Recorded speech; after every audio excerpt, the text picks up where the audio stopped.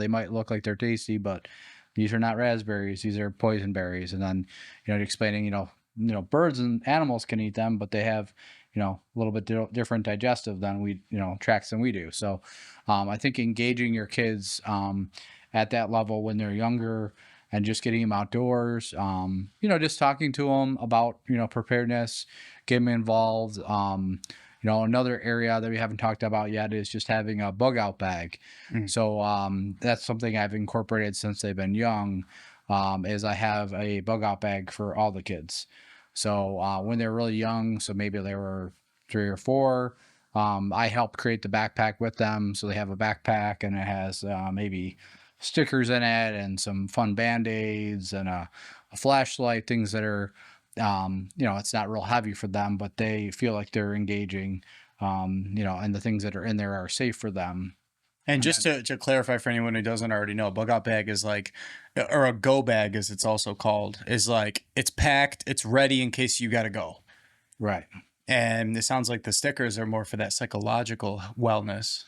Yeah, or And some treats, some snacks, whether it's a granola bar, just some comfort things, to have, because if you did have to, for some reason, leave your house in a hurry, with young kids, obviously, or anyone, it's good to have some of those creature comforts to go back, kind of on that psychological aspect. If things are really bad, it's nice to, maybe, if you're walking down the road or, gathering food or trying to collect water, maybe having a stick of gum would just, really lift your morale, in terms of, things are going on, or, piece of candy, or, if it's your kid having like a stuffed animal or stickers in there to, just give them something to distract them from what might be going on. yeah, and sometimes I have military clients and, they go through some pretty intense stuff.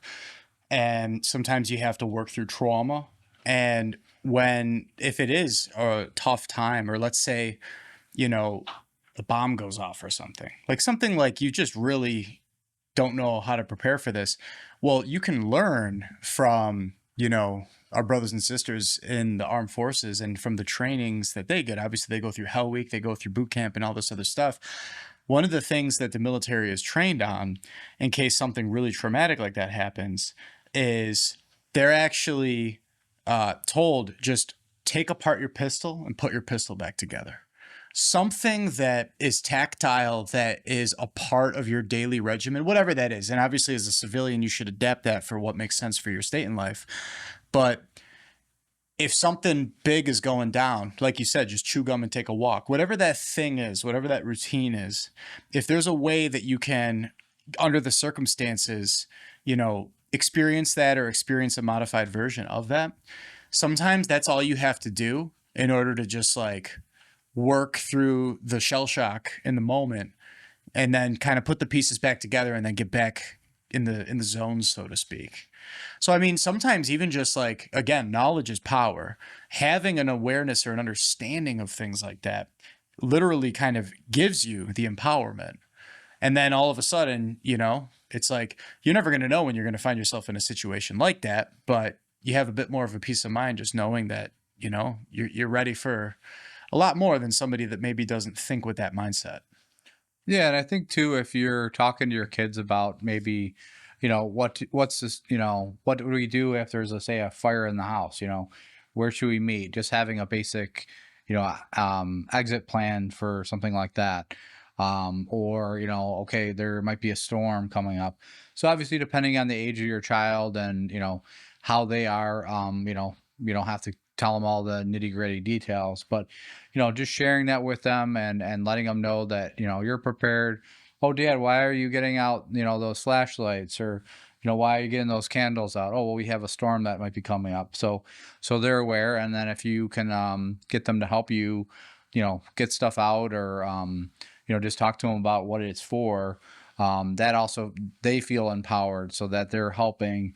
And also it takes away that fear factor because they, have a little bit of knowledge, and then you can always build on that, as they grow older, and then hopefully that'll continue, and they'll continue on and share that with their friends and their families. Yeah, absolutely. I feel like I'm gonna have to edit that a little bit because I'm talking about bomb strapping and we're talking about kid friendly stuff. I think it should be fine. Well, it's wild stuff, and obviously you got to make it age appropriate, right? I mean, and I really appreciate your fatherly wisdom that you're sharing with that because, obviously you're not going to share some things depending on what the circumstances, and it's all about right proportion. That obviously, if a storm's coming, that's benign in the grand scheme of things, but it could be anything. And, at the end of the day, like you said, the more prepared you are, that is its own psychological comfort in a certain sense. Because, and you have to think about this soberly, because if there's a location that you need to go to, well, if the situation at hand is that there was some sort of an EMP, electromagnetic pulse is going to take out the grid. Yeah. And it could be for a prolonged period of time. Now, as long as your vehicle isn't overly reliant on electrical, gas powered mechanical things will still function in a situation like that. So you can go somewhere, but you're not going to be able to necessarily just pick up the phone and tell your family members, like, hey, this is where we're going to go. Yeah. So that's why having the preparedness helps. Because it's like anything else. It's like when you set up your credit card and you're like, look, just set up the auto payments because I don't want to constantly be nagged for having an overdraft. It's like you set it and you forget it. Yeah. Yeah, and we've talked about mentioned the EMP a few times where you'll lose, whether it could be a solar flare or it could be, God forbid, some kind of nuclear weapon that's detonated in the atmosphere, which would cause some kind of huge electrical pulse that would kind of disable a lot of electronics, including cars and radios and computers and things like that that aren't protected. But I brought with me this book here. It's called 1 Second After. It's a fictional book. It was a New York Times bestseller. But if you're just getting into preparedness and not sure what to expect, this is a really good starter. I would recommend, probably 16 and older in terms of reading it. I mean, it's not really, there's nothing sexually inappropriate in the book itself, but it just has some strong adult themes and kind of gets into a little nitty of gritty about what could happen if society breaks down in some scenarios.